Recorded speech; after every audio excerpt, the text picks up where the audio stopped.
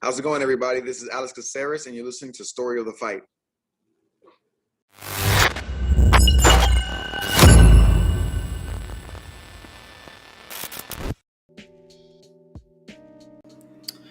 Will, what is up? What up? What up? You're sporting your Sean O'Malley shirt? It's early. Got the limited edition.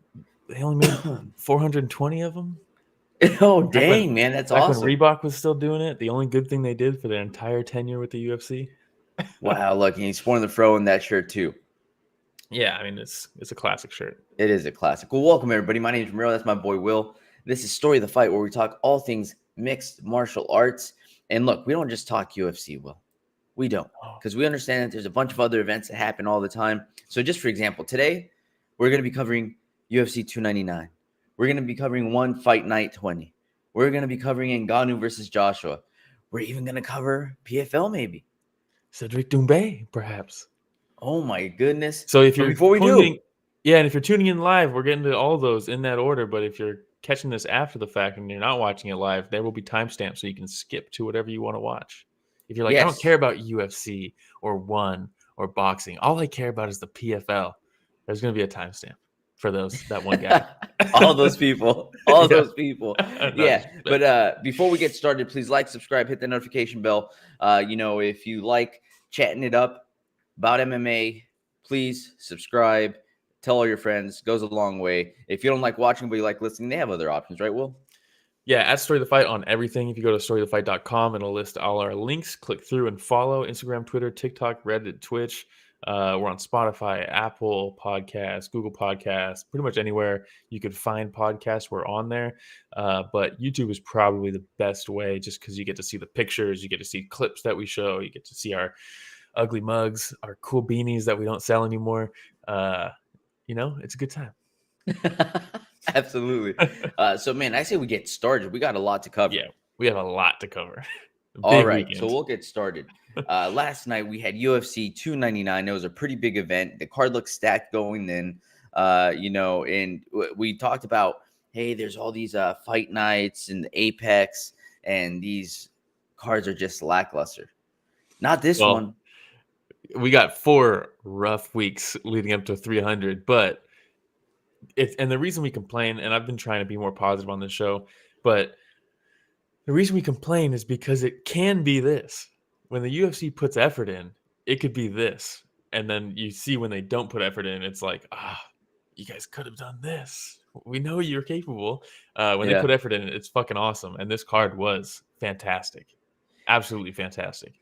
I think it was the 4th largest gate in UFC history. Amazing. How many times has Conor fought? You would think that Conor would just be the top. Every time he fights is just the top. But this is number 4. That's crazy. It 14 million in ticket sales. That covers all the paychecks. That covers the whole event. Payroll. Well, hey, main event though. Yeah. With Sean O'Malley versus Chito Vera, right? And you have your Sean O'Malley shirt on. Yes, it's the second time they fight each other. The first time they fought each other, Vera catches O'Malley with that calf kick that takes out his nerve. O'Malley can't really walk after that, and then Chito Vera just lays some massive ground and pound, some elbows straight to the forehead, which ended that fight. Kind of weird though, right? Because like he hits the nerve, gets the drop foot, he goes down, and then just like doesn't block any of the ground and pound. That was kind of weird. It's like because he was just there for all the ground and pound, and you're like, maybe he's just in so much pain rolling his ankle that bad that it's like he wasn't even there anymore. I don't know, but kind of a weird finish there. The ankle weird. Shouldn't affect the way to block, But that being said, the fight doesn't really count if you ask Sean. So here we are for their first fight. And I mean, even though that was Sean's first loss of his career, here we are now. He's currently the champion, the bantamweight champion, right? And so a lot of people that think that there should have been other people or somebody else that faced him for the belt, but due to the drama and the history there against Chito Vera and the trash talk in the UFC, thought, why not toss him in there? Let's do it, right? Hey, before we start talking about the fight, shout out Anonymous for joining us, talking about Phetjeeja. Make sure you stick around a little bit later. We're going to be covering the One Fight Night 20 as well. And shout out Ganscal, already saying the Sugar Show. The Sugar Show. All right. So what do you think of the fight? Fucking masterclass. Absolute masterclass from Sean. Cheeto's one of those guys. I thought this fight was going to be kind of a slow, like, fight for most of it. I thought Sean's a very good counter striker. And Cheeto is so good at absorbing a ton of damage and then landing his big shot at the end of the round. And I thought O'Malley would know that, and because of Cheeto's low output, he'd be reserved to counter striking on even less opportunities, and we might see a little bit of like a chess match going across the distance. And instead, O'Malley was like, one way to deal with those fighters like Yoel Romero. I thought this was going to be like Izzy versus Yoel, but one way to deal with that is instead of allowing him to shell up and uncork those big shots late, it's just you absolutely overwhelm them with feints, with straight attacks from the outside, and you just overwhelm with volume that they never even get to get going. You just don't even let them get into that second gear or get to uncork those shots. And for a lot of this fight, it was just double jab, triple jab, shoulder feints, following up with a two, circling out, the weave. It was beautiful to the point where Cheeto he was lost for most of this fight. The numbers on this fight are insane. Yeah, and first, the pink shorts. Yep. Awesome. Yep. Awesome. Love to see some individuality. Some creativity being allowed other than just the hair. And we know that O'Malley is super creative with his striking. He can come at you from every which angle. And they've always said that fighters, when they become champions, automatically see an increase in performance, right? Something about it. Like as soon as you get that belt, the confidence, that swagger, something happens where they just automatically jump up like another 20%. And this is exactly what I was about to mention right over here too, where he's able to come at you from every which angle, man, and he lands that massive knee. How did he survive that? How did he survive that? Rich, sometimes we have pictures on here where it's almost like stop motion, and you like cycle through the next like few pictures and then go back and then redo it. And yeah, if we could just go with these three, I mean, oh my God. If you're not on YouTube, for sure watch us on YouTube or Twitch or somewhere where there's video, because I mean, it's just insane. Great job, Rich, by the way, too, in the background, producing the show. But one of the things that I really liked, Gasca says that knee was so loud too. It was insane. The crowd was so loud by the time that we got here. It was empty for a lot of this event, but then by the time we got to the top, it was very loud. And that knee, you could hear it. It was so loud. Brian, shut up. Brian says, I can't comprehend how a person can take the knee like that and just stay awake. Yeah, because you're not choosing to get knocked out when you get knocked out. That's just your body is done. And I mean, some people just have a threshold, that and in some cases, I'm sure that people probably wish, like, man, I wish I would have gotten knocked out with that one because I probably wouldn't have felt the pain. And dude, it's got to be rough this morning. It's got to be real bad. He got picked apart, man. Dude, he really did. And one of the things that I really liked, I watched, shout out Jack Slack, had a cool, every once in a while he'll do like a filthy casuals guide to a specific fighter and a specific aspect of their game. And he put one out for Sean that was like, he's so good with the open side when they're open stance, right? You could tell he really likes to be open stance, whether it's southpaw or orthodox. Whatever you're giving, he's going to do the opposite so that they have an open stance, and that opens up the open side high kick from your rear leg, or that big power shot that lines up when you have an open stance. And one of the things he does so well is he'll draw you to throw your big rear hand. He'll fade back and then snipe you with his rear hand in that open stance. And he does it so well. He does it with the front kick to get your reach. That's what he did with Aljo. He does it with his own cross, which is what he did with Eddie Wineland. And he's so good at striking, moving backwards. And that's what I was really looking for in this fight, especially early on, was how is he going to draw that big reaching overextension power shot from Cheeto and snipe him with his cross. And you could see the first round, it was a lot of Cheeto switching stances and then Sean immediately switching to make sure they had the open side or an open stance, right? So if Cheeto went orthodox, Sean would go southpaw, and then Cheeto would switch, and then Sean would switch so that they're open stance again. But he never really drew that out of Cheeto, and then it seemed like he just switched and was like, whatever, we'll go close stance and I'll work off the jab, and it was beautiful because I don't think that was plan A. I think plan B or plan A was to have that open side matchup, get the outside foot position, snipe him with the cross, snipe him with head kicks from the open side. But then Cheeto just kept switching. So he was like, you know what? Whatever. I'll accept the close stance. And the close stance, it's harder to land your cross, but it's a lot easier to land your jab. And he was just over triple jabs, feinting the jab to land the right hand. I mean, it was just, by the end of the fight, Cheeto was just legitimately like covering up and cowering off of feints. It was crazy. Reacting to everything. Crazy. Yeah. And you can't blame him, dude. Like, he's just getting pieced up the entire fight. Dude, this was the second largest striking differential in a bantamweight fight of all time. The first one was O'Malley versus Chris Moutinho. Yeah, Moutinho. Yeah. So the striking numbers are insane. I mean, just a beautiful masterclass. And one of the things that Cheeto really does well is as the fight extends and he sees your output, because he's so low output all the time, is that he gets so much reading opportunities because it's all you. You're the one that's going the entire fight. He's just reading. And that has costed him in the past, but sometimes you watch him against, Rob Font, and he makes those reads. You watched him, he did well against Aldo. He lost, but he did well in that same type of style. Dominic Cruz, Frankie Edgar, same thing. But one of the things that he does really well is he'll get reactions out of you, and then he'll find those tendencies. And like with Dominic Cruz, he found if he throws his shot, Dominic Cruz is weaving off to the right or the left, I think it was the right. And then eventually he caught him in that weave with the high kick, right? And that's how he dropped him. And same thing with Frankie Edgar. He caught him with the reaction, and then once he read that reaction, he lands the front kick, or whatever it was. I think it was a front kick. And there was times in this fight where O'Malley was weaving off his right over and over again, and I was like, "Oh no, that's the read. The left high kick is coming from Cheeto. Eventually, he will throw it."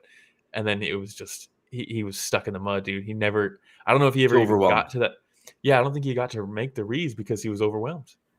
It's hard to make reads when you're overwhelmed, I mean, and when it gets to the point where you're so worried about what's coming your way that you probably have a hard time thinking about what you need to throw in the opposite direction. Yeah, because right? You're just so worried about where the angle is gonna come from. Is it gonna be the double jab, the triple jab, like you had mentioned, is it gonna be the knee, whatever it may be, that you're not able to make the reads like you normally can. Yeah, how do you plan in the future when you have to only be thinking in the immediate? Yeah, it's tough. So, if you talk about O'Malley and you say, what's next for O'Malley? It's got to be Merab, right? It's got to be Merab. And I like, he called out Ilya. Real quick. Cheeto's most significant shot of the entire fight was with the last second. that left hook to the liver. Yeah. There's one, the last picture in here should be the liver shot.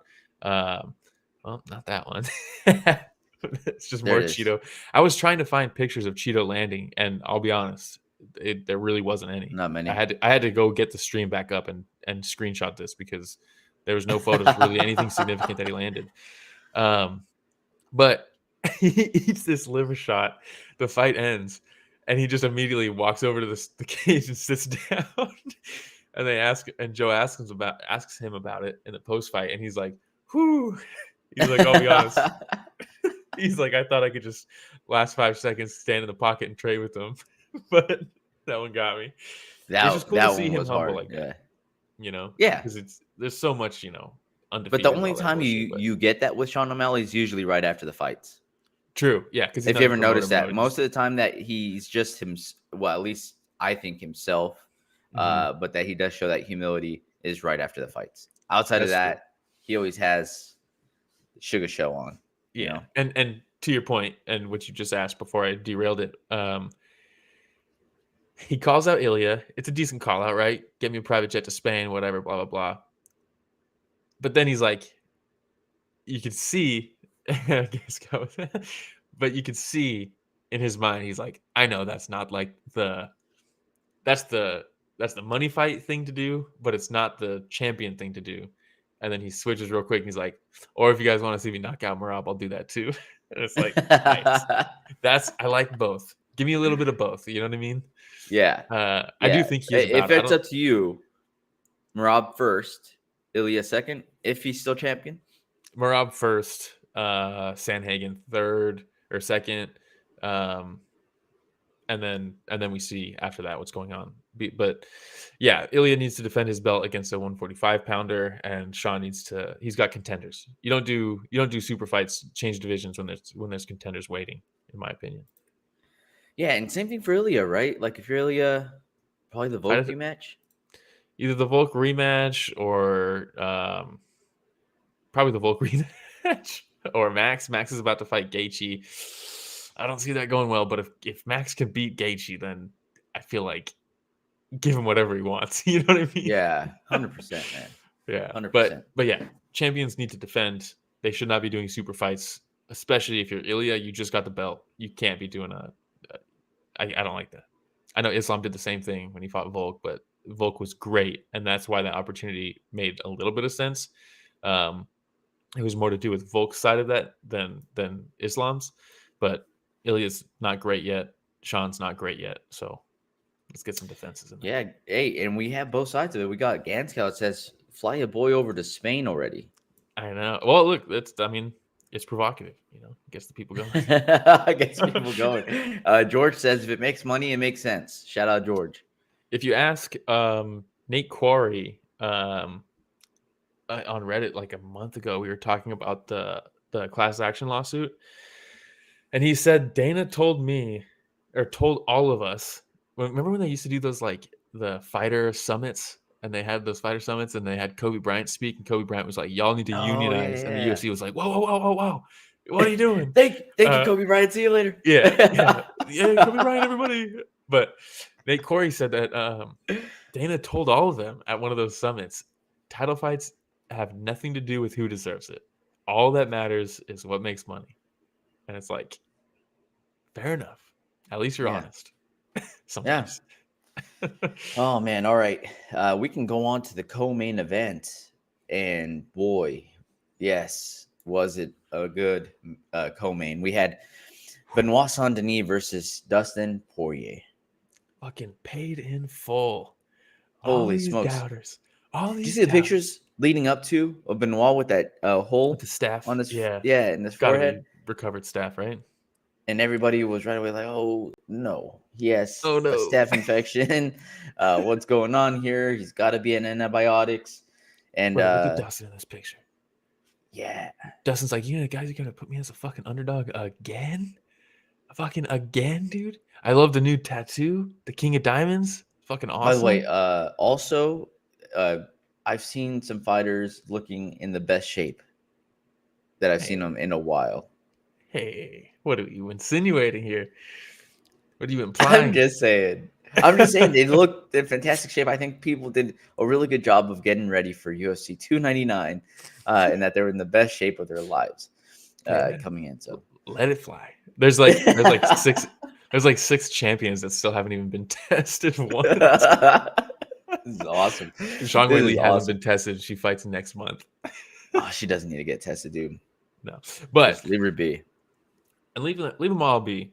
Dustin, I think going into this, he's 5-3 as the underdog. How incredible is that? Something like that. 5-3. Man. Everybody doubts him. He was like a plus at one point. He was like a plus 215 underdog in this fight. Insanity, but at the same time, it's an older lion, 35 years old. We know that's the cutoff in the lighter weight classes. They're at 155. Benoit Saint-Denis is a special forces guy from France, and he's been running through everybody. The only guy that he didn't run through got popped for steroids immediately after, and it turned into a no contest, and it was a weight class above on short notice. But look at Dustin, dude. Always has a chip on his shoulder. Always. And I fucking love it, dude. The walkout song is amazing. And it's just like... sometimes you hear a walkout song, and then going forward, if you're to ever hear that song again, the very first thing that comes to your mind is the fighter. Yeah. Right. And this this is is Dustin's song now, dude. Yeah, dude. It's amazing, dude. It fits him perfectly. He walks out. Ganescow says, "I nearly went through my whole bottle of Poirier hot sauce last night." No joke. The second Connor fight, when he dropped Connor and finished him, I immediately made a made $100 donation to the Good Fight Foundation, because I was like, "That's my fucking dog. He's fucking doing the Lord's work. He's fucking knocking out people. He's fucking making playgrounds for kids who are dying and shit." I'm just like, "That's Doing my the Lord's fucking work. dog, dude." That's awesome. And look, this is a tough. And can we go back one picture, actually, Rich, to the face-off? A lot of people have been taught. Thank you, Rich. A lot of people have been talking about Dustin like, oh, he's sitting on his ranking. He says he refuses to fight down because he only wants fights that excite him. And it's like, those aren't mutually exclusive. You know what I mean? He doesn't mean fights that excite him as far as like, I only want people above me or a title shot. That's what excites me. Dude, he needs to see a dog out there. That's what gets him. Look at him in this picture. This is a guy who's ranked, I think, was he 3 12th? going into this? No, Dustin. Yeah, Dustin. Yeah, 3rd Something or 4th. like I can't remember.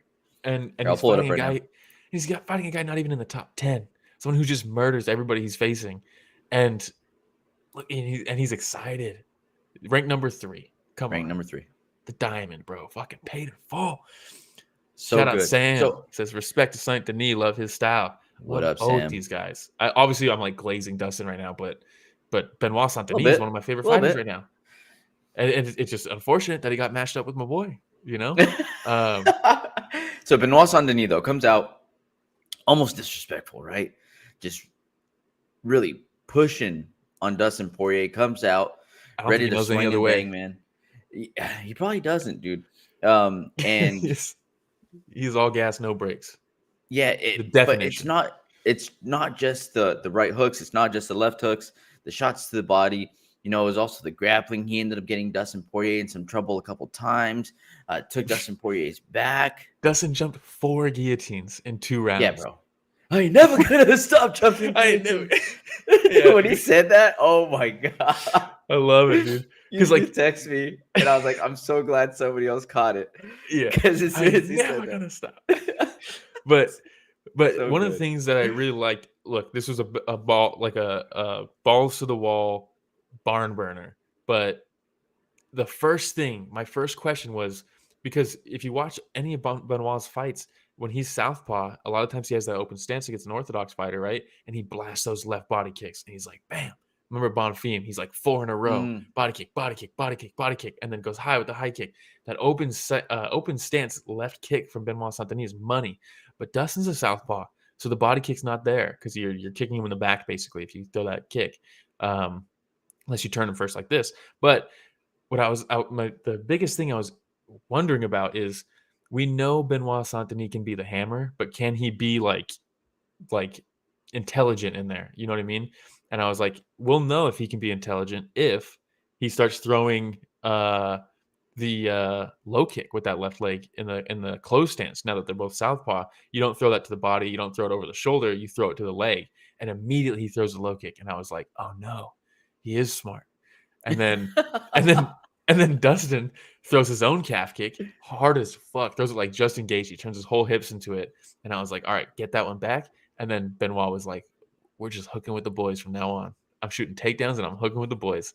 And so it funny. like, you know, but it is cool to see him throw that low kick, because it's not something that we normally see from him. And that means that he does understand the stance matchups, things like that. And you might be thinking, what are you talking about? He's in the UFC. Of course he understands that. He's only been training for 4 years. Oh, that's insane. He's new to this. You're training for 4 years, and they toss you in there against Dustin Poirier? Yeah. So, like, it might sound ridiculous to see, like, does he understand that type of stuff? But it's like, at this point, we really don't know, you know? He just hasn't been tested in that way and had to use that type of stuff because he just fucking runs through everybody. And it was looking a little dicey for Dustin early. Looking a little dicey. Yeah. Dude, well, Benoit Saint-Denis is just such an animal, man. But you know what happens when you're going for so long, right? Like, let's see, how many fights has he had already in the UFC, Benoit Saint-Denis? Benoit, I think 4 or 5. Let's see here. Yeah. So you mentioned the no contest, Yeah. right? Weight But class it's up, just short notice. rear naked choke, ground and pound, head kick, right hooks. He folds people. Ground and pound. Like he's just going through and steamrolling people, right? Yeah. And when you're doing that over and over and over again, steamroller for roller. Yeah, that high kick. But when you're going through and steamrolling people like that, Mhm. at a certain point, you almost start feeling a little invincible. Like, you know what? I'm going to take a shot of yours because I know when I give you mine, you're not going to be able to take it, right? And he starts getting a little reckless. You mentioned the fact that he showed some fight IQ with those leg kicks and that stance. Only at the very beginning. In the very beginning, right? We come out the second round. Went out the window. Yeah. And he starts using the hand extension as a rangefinder to try to come up with an elbow or like a short right. And on one of those, he comes out range extender, he gets clipped, right? Because Dustin's like, oh, you're just gonna, you're not gonna protect yourself. Let me give you this little uppercut right here, a little shovel hook kind of. Yeah, lands, rocks him, dude. And then same thing, man. You have Benoit coming in after that and starts trying to throw big haymakers again. Hands are down, and just gets clipped again. Well, there's some pictures of, look, like you said, he has run through everybody, and people have folded when he applies that pressure. In the first round, 38 strikes to 12 in favor of Benoit Saint-Denis. But Dustin doesn't fold to anybody, dude. You have to put him out. The guy has been in dogfights. Teddy Atlas says one of the things he'll call certain guys is fucking firefighters. Dustin Poirier is not just a fighter. He's a firefighter. When the fire gets lit, dude, he fucking steps in. It's Teddy crazy. Atlas. Oh, yeah, so good. It's crazy, dude. Not everybody has that. And that was going to be the biggest test for Benoit, is like, what happens when the guy doesn't fold? Because you watch him in the pocket with the cross guard and the Philly shell, and he's fucking turning with shots, and he's fucking laser focused. A couple shots got through. Don't get me wrong. But and the corner, then they're like, oh, takes down, he got his back. Look at the Rich on the pictures immediately. And you're like, oh no, I don't like this, because he is susceptible to the rear naked choke. He's throwing the guillotines. But he gets up, second round starts, and it's immediately back foot again. Benoit's fucking, like you said, hands outstretched. He's throwing these shots. But look at Dustin, bro. Look at Dustin in the fire. This isn't somebody who's shelling up. This isn't someone that's going to shell up. He slips in that left uppercut. When he squares up his stance and he's not southpaw or orthodox, and he finds these little shots from these creative angles, he's one of the best. And he fucking stuns him. They separate again. He fucking cracks him with the right hook, that right-handed southpaw right hook, puts him down, walks over to him, fucking delivers the fucking knockout blow, dude. Straight from Louisiana. Yeah, dude. That shot, that follow-up shot puts him out cold. And then you see the fucking chip on his shoulder, like, yeah, you guys have me as a fucking underdog in this fight. Yeah, I didn't want to do this. 10. You guys made me do this. Yeah, fucking love it, dude. There's nobody more entertaining than fucking Dustin Poirier in the pocket in a firefight. Whether it's Max Holloway, Justin Gaethje, Eddie Alvarez, Dan Hooker, Benoit Saint-Denis, the guy fucking thrives.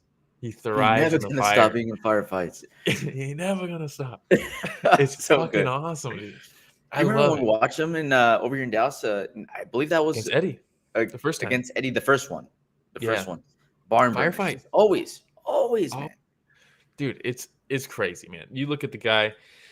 You know, people talk all the time about, you know, some of the greatest to never get the belt, and you know, Dustin got the interim belt, but you know, some people might say that doesn't count. Some people might say it does. But the resume, dude, finished Chandler, finished Benoit Saint-Denis, finished Connor twice, went to that war with Dan Hooker, beat Max Holloway twice, finished him one of the times, finished Eddie Alvarez, finished Justin Gaethje, finished Anthony Pettis, beat Jim Miller, finished Bobby Green. I mean, it's just, the guy's a fucking dog, dude. He's a fucking dog. And I'm tired of the disrespect. And you know who else is? Fucking Dustin. And he keeps fucking proving people wrong. People hate that he has a chip on his shoulder. I fucking love it. I think it's fucking awesome. And how could you hate him? Shout out Sam says, still a long career for Benoit Saint-Denis. Looking forward to that Psycho's future fights. And also he says Volk getting folded by a younger fighter. He thinks that probably influenced the line. Maybe. I saw a lot of people say Dustin's in the same position that Volk was in. The same exact position. He gets knocked out by the high kick, all this stuff, right? Comes down, he fights a young killer, gets knocked out. a lot of people are making that same comparison. Dustin's a dog. He's a dog, dude. He's a fucking firefighter. And Benoit Saint-Denis is very good, but he's very green. And a lot of people will say, I thought this is one of those fights where it's like if they fight 10 times, I think Dustin probably wins 8 times. But sometimes those rules go out the window. The stance matchup, the style matchups, all those things go out the window when age is a factor, coming off a knockout's a factor, and another guy is such a savage that he can just spaz his way through. Francis Ngannou versus Jairzinho Rozenstruik was supposed to be Jairzinho Rozenstruik picking Francis apart because Francis lumbers in with these big shots, and Jairzinho is calm under fire, kickboxing. He knows how to separate, fade away, land these shots. But instead, he just spazzed right through him and knocked him out. And sometimes it's like that. And when you got a guy like Francis, you got a guy like Benoit Saint-Denis, when they go warpath mode, sometimes all those rules and what should happen goes out the window. And this time it did. Dustin was there for it, and I fucking love it. It was awesome. Lost my parlay because of it. What a night of fights! What a night of fights! Ruined by losing an hour of sleep. Yeah, doing an episode, an extra early episode on daylight savings night, not the best move we've ever made. I woke up and I was like, "There's no way it's time to wake up for this show." So funny. It was so funny. All right. Well, props to Dustin Poirier. Well, you're never gonna stop jumping gillies, you know. You're never gonna stop. All right, we can move on, man. We also had the debut of MVP Michael Venom Page coming over from Bellator versus Kevin Holland. Great entry to the UFC. Great debut matchup. You know it's going to be fun. You know they're not giving him a wrestler right away. They want to let everybody know who this guy is really, because he's a mainstay in Bellator. And very flashy, very fun, highlight reel stuff all the time. Let him have the debut. Don't just give him fucking some wrestler in his debut. So I was about this matchup. I like this matchup a lot going into this. I'm a Venom Page fan, man. I know some people hate on him. They say, oh, he just fights cans over in Bellator. He's not impressive. He's not a world talent. All this stuff. And it's like both can be true. You know, he can be fighting cans and winning, but that doesn't mean he's bad. You know, like you can be good and fighting cans. That's not, you know what I mean? It is. Yeah, they're separate. And you know, he does have some decent wins, but Bellator did waste, I think, a lot of his prime having him fight lackluster competition. It got him a ton of highlight reels and very cool stuff, but you know, he's what, 36 now? 37 UFC at 37. I think he's 37. 36. He turns 37 in a month. But I'm here for it, dude. I love the theatrics. I love the fucking taunting. It's reminiscent of Anderson Silva with some of the stuff he does after he lands something. This felt like Anderson Silva versus Forrest Griffin a little bit. Dude, his walkout took so long. It took a long time. But I was about it, dude. I liked it. He comes out the cloak. Fucking sick, dude. Sign me up. That shit's tight. Honestly, I fucking love it. Dana was like, I'm all for it. I like these, but don't drag it out so long, man. No, it was tight, dude. It was just get a dance routine. He's doing a slow dance, and then there's like a bell tolling, and he fucking hits the bell each time, and he fucking dances a little bit, and you're like, oh, I think a bell's coming. We're 4 measures in. I think a bell's coming. Shout out Regen with his music channel. Shout out his channel's awesome. And bam, he hits the bell again. He starts dancing, and I'm just like, fuck yeah, dude. And it would have been super lame if fucking Kevin just like came out and starched him, but he did not. He did not. Oh man. Dude, yes. When he started doing the whole bell thing, like right on cue, by the second, the third one, I was like, dude, we know. Come on, man. No, I was about it, dude. I was like, give me more bells. We need more bell. Yeah. I got a fever. Yeah. Oh, man. So, hey, MVP, that wide karate stance, right? Hands down. Hands down, wide karate stance. A mile away. Need to just jump out really quickly. Yeah. But at the exact same time, ready to jump in really quickly too. And just throw a straight right. So very sneaky in his attacks. Holland just puzzled. Dude, there's a picture in here that is the epitome of this fight. But yeah, like you said, he's a mile away. His hands are down. He's just hopping. When he goes, he's fucking in and he's out. He's either going to dart back or he's going across you and he's exiting the opposite side. He runs through with that right hand so fast, and it's so long, and you're like, I mean, look at this. Immediately, he cracks Kevin Holland with a sick ass shot, and you know, I think the next picture is the epitome of this fight. I mean, Oh no. After the first round, Kevin Holland goes back to his corner. And he's like, he's faster than we thought, guys. Yep. This is gonna be bad. Yep. It was rough night for Kevin Holland. The spinning back elbow over the top. I was just about to mention that right now. Just slices him open immediately. First and second round. Ended the first and second round like that. And Kevin again walks away after the spinning back elbow. Is like, damn, man. Yeah. Like, what can I even do? Well, yeah. That's what. So he starts rushing in a little bit more. He starts extending with that left, right? Yeah. Like, but he's leaving himself wide open for some counters. And it's not just that, but his footwork is so good where he's not just exiting to the right. He starts exiting to the right and then bounces to the left really quickly, spins around, right? And then all of a sudden he's back in the center of the cage, and you're Kevin Holland, and you're trying to walk him down again. In some cases, run him down. Yeah. Now this picture right here, before this, he tries throwing a little fancy, what was it, spinning heel kick or something like that. Slips, falls, and Holland's like, "Thank God!" Yeah, and he sprints at him, rushes at him, and to keep him down. He does land a couple good elbows. Right, gets him in a weird kind of like choke position, which never really was going to happen, but you could see it on Paige's face, right? That it was like, I need to address this. You know? Yes. I was actually if I stay here, I will get choked out. Yeah, and I was impressed with Venom Page's ability to dig for underhooks, turn Holland back around on defense, good takedown defense. Obviously, Kevin Holland's not like a Division I wrestler or anything like that, but pretty good grappling from someone that you expect to just fold to any type of wrestling. Fighting the hands, breaking the hips, using the cage to peel them off, and to turn them off and free up again. He did a really good job with that type of stuff, man. I mean, and again, he's been in Bellator for a while. It's not like this is his first fight ever, right? It's not his MMA debut.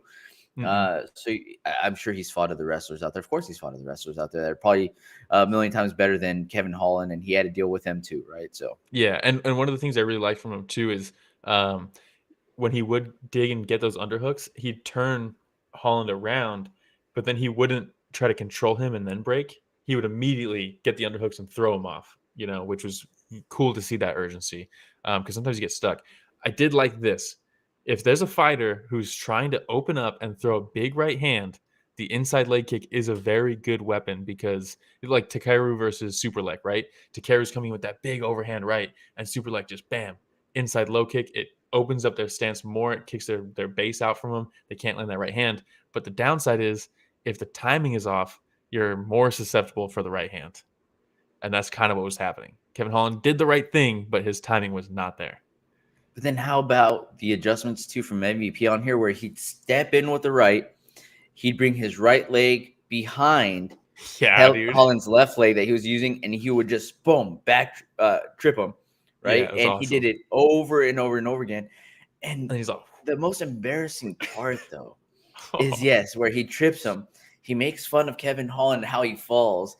But then not once does he try to jump on Kevin Holland. So he just keeps on tripping him. Dude. Muay Thai style and saying like, stand back up, dude. Yeah. Just stand back up. Come on, what are you doing? It was very good, dude. It was a very good showcase debut. Debuts are hard, man.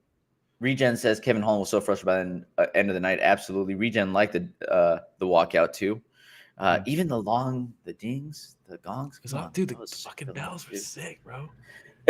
Again, Scout says, so happy to see MVP come over to the UFC. So anybody that watches MMA outside of just the UFC knows what MVP brings, right? We've been waiting for this. We've been waiting for this. A little too late, but I'm glad that it happened. And then Regen says MVP versus Wonderboy, maybe?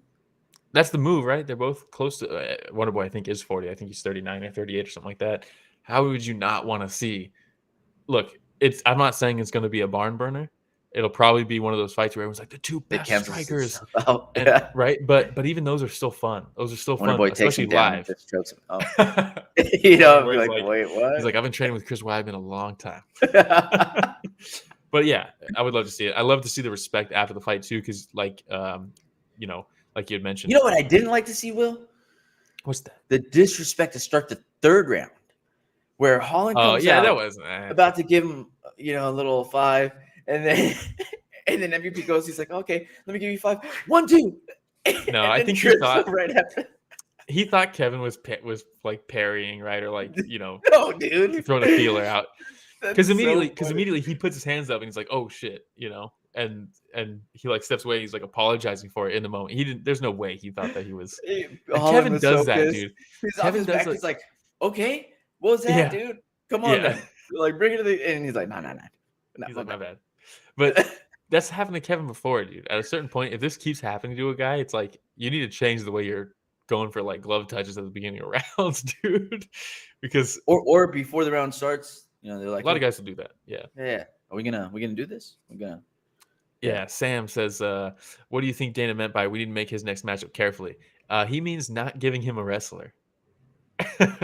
He's like, look, Michael Venom Page, he's 36. He's about to be 37 in a young man's division at welterweight. He's going to be here for a good time, not a long time, I think. And giving him wrestlers right now, it's like, why do we even sign him? Might as well. Ian Gary versus MVP, he says. A lot of people are saying that. Ian Gary, I think you do the Wonder Boy fight. I think that's what you do. I don't know, dude. Ian Gary versus MVP sounds so good too. It would be fun. There'd be so many fun fights, man. Yeah. So this breaks MVP into the top 15 right away, right? I think Kevin Holland was ranked 13th, maybe something like that. Yeah. But that's a fun matchup too. I don't think it's something Ian Gary would take though. Oh, too dangerous, too risky, and when you're already he's in number your 6. extension, he's potentially, if he plays his cards right, potentially a fight away from a title shot. But it is the welterweight division with WAIT, so you never know. What was the stats? How many times did Kevin Holland even hit Michael Venom Page? Not enough. Per round. Round 3, 2 times. Whew. 2 times he hit him in the 3rd round. The frustration, man. The frustration. I mean, I was Rich just puzzled, man. Yeah. And I felt frustrated for Holland because I'm a Holland fan too. Holland's over here from Fort Worth. He's always put on exciting fights for us. Look, this was an exciting fight too. Fighter. Yeah, just depending on how you look at it, I guess. Yeah, I liked it. All right, man. Anything else on MVP versus Holland before we move on? No, that's it. Excited to see what's next for Venom Page. Glad he's here. All right. Next up, we had Gilbert Burns versus Jack Della Maddalena. Fun matchup. Striker versus grappler. And Jack Della, we've seen, has some struggle, has his own issues with jumping guillotines. But that left hook is money. He ain't never gonna stop. I'm just gonna keep on saying that forever. Yeah. But fun fight, dude. Gilbert Burns, one of those guys, expert jiu-jitsu who found out he could bang on the feet and never looked back. Fell in love with it. Fell in love with it. But had some very good work here that I was very impressed with Jack Della. Jack Della was grappling very well against somebody who's this accredited and credentialed as Gilbert Burns. With that caliber, dude. Fun transitions. He didn't accept any positions. He never just laid flat on his back and just a big exhale or anything like that. Constantly working as soon as Gilbert was on him. This was a fun match, dude. Really showed the growth of Jack Della too, which is what you want to see. The thing is that Jack Della Maddalena's coming in. His name, his aura continues growing, right? Mm-hmm. But Gilbert Burns is one of those fighters that as soon as you see that name, Gilbert Burns going up against anybody that's like up and coming, you're like, we're going to see. Yeah. We're going to see right now. Like, this is one of the toughest tests. Especially for a striker. Gilbert Burns is game, dude. No matter. Yeah. To your point, wherever it goes, Gilbert Burns is dangerous. Yeah. Right? So, very. Going he cracked him with that overhand right at one point. Yeah. And Jack Della's like, ooh, you see him stumble and you're like, oh, God. He hit so hard. So how did you have it before the fight ended? I want to say I had it 1 apiece from what I remember. Okay, me too. Me too. Okay, that's what I had. This was a fun match. Very fun. Very funny. But yes, but yeah, good grappling from Gilbert Burns. Got him in the cradle position a couple times. Took his back. Jack Della survived with Gilbert Burns on his back. And at that point, I was like, very good. But you're losing while you're in that position. But good on you for surviving. But then there were some times where extended combinations would start landing from Jack Della, where Gilbert would kind of turn away and Jack Della's hitting him still. And you're like, oh, he's racking the numbers up here. I think. Yeah. Go ahead. Regen says, did DC say Jack's name once without completely messing it up? I don't think so, and I'm here for it because that's one of my favorite things is like what kind of names are going to come out of his mouth, man. So funny. Yeah, Jack Della doubled him up on strikes in the second round. But man, it was fun, dude. And the urgency from Jack Della was great because when we get to the finish, they're in the third round. I think it's a round apiece, but Jack Della's coaches are like, I don't even care. You need to go for a finish. In the corner, they're like, you need to finish him now. Because I think there's some times where he could have maybe put a little bit extra at the end of a combo and maybe gotten a knockdown or something like that, but he wasn't. He was staying patient and composed. And they were like, all right, we need it now. Now go for it. And Gilbert takes him down, and he's got him in like kind of like a side saddle position, side back mount or something like that, right? And he tries to pass, and Jack Della uses the momentum from the pass and his feet on the cage to cage walk to flip him over. He gets up, and it's like Gilbert Burns gets up, and he's like, I'm immediately shooting. And Jack Della's like, here's this knee, and fucking cracks him with a knee, dude. And they clinch a little bit, and then they clinch a little bit with a knee. Gilbert kind of fades away, and it's over. Once he faded away from that knee, it was like, there's no way Jack Della does not finish him here. I think we have a picture of the knee too. It was nasty. Oof. Because he shot right into it, Oh my God, dude. Yeah. And they're in the broadcast on the replay, they're like, yeah, it kind of hit his chest. I don't know about that. Yeah. I think it went through his face into his chest. Jack Della trying to give Gilbert Burns a nose very similar to his, like yeah. That was oh, look at that. See, if you saw this picture, you're like, yeah, hit him in the chest. But the last picture shows it bounced off his face first. It's nasty, dude. Gilbert falls over. Jack Della swarms him, fucking puts the elbows on him. Probably could have stopped it a little earlier, huh? Maybe. A little bit of an extended beat down there.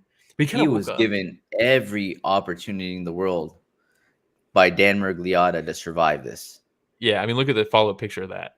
Oh, my God, dude. Ooh. I mean, just, you see the reach back, and you're like, hopefully that got blocked. And then, no, it did not get blocked. Yeah.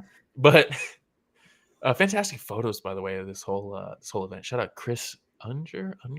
Good job, Unger. And graphic warning, after the fight, Gilbert Burns, they sit him up, and he's like, you know what? Actually, I want to lay back down. I'm going to lay back down. He lays back down, and then Jack Della is just fucking. When you finish someone like that, I don't know what that feels like. That's got to be fucking insane. To go through 2 hard rounds, finish them like that, it's got to be like, fuck yeah, dude. I'm the fucking man. Regent says JDM has the flattest face I've ever seen. Yeah, it is flat. It's probably been beaten a couple times, Yeah. No point of fixing it yet. And this is where I'm so conflicted with the stoppages because Dan Miragliotta did give Gilbert Burns every opportunity to get out of there, to recover. And then for that exact same reason, I think that's why Gilbert Burns at the end was so messed up to the point where he was like, I can't sit up, guys. Like, I need to lay down. So I'm like, Yeah, it's tough. What do we do? That's a sport. It's the game. Jack Della calls out Shavkat Rakhmonov. I'm fucking here for it, dude. Nobody's calling him out. Nobody's calling him out. But Jack Della. All right, man. Now we can move on to the next fight. You ready? Yeah. All right. We also had Song Yadong, probably the best name in all of MMA, versus Petr Yan.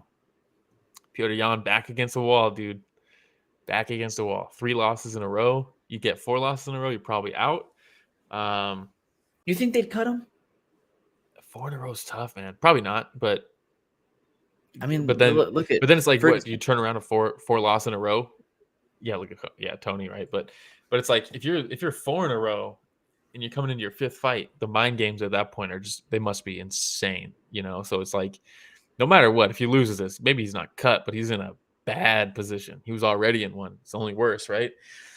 Yeah, and especially with the way the fight started too, man. Song Yadong comes in, just chin really tucked, man, coming out ready to throw some jabs, and then he does a good job in the beginning too of like showing a level change, like he's gonna go for an ankle pick, and then coming up over the top with the right, landing that a couple times. So I was like, oh, it's not looking too good for Petr Yan. And then Petr Yan said, "Y'all must have forgot. Yeah, I'm a beast. I'm a former champion, and I always lose the first round. That's my whole game is to lose the first round."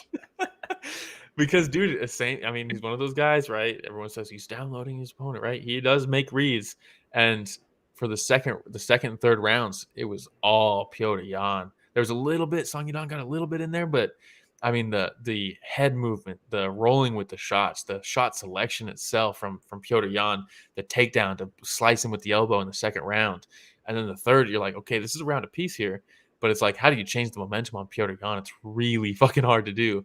And then he threw a turning side kick to the body, and I was like, it's a wrap. When you got Petr Yan throwing spinning shit, that means he's feeling himself. yep. And he's in the flow state.